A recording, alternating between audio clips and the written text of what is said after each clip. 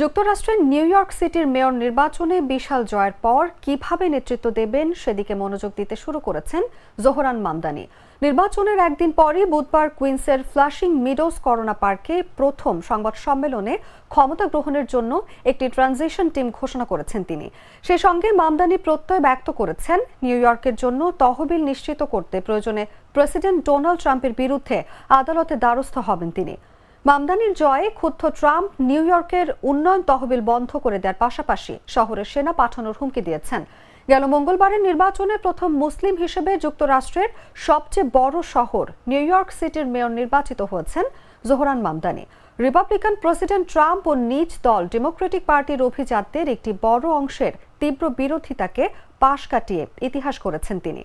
তরুণ ও স্বল্প আয়ের ভোটারদের ব্যাপক সমর্থন নিয়ে বিজয়ী হওয়া মামদানি 100 বছরের মধ্যে নিউ ইয়র্কের সবচেয়ে কম বয়সী মেয়র হচ্ছেন।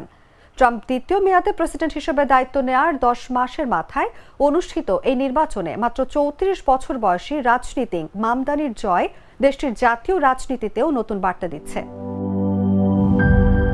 বেশি পাকা টমেটো আর সিক্রেট রেসিপির কম্বিনেশনে তৈরি প্রাউন সসের বস।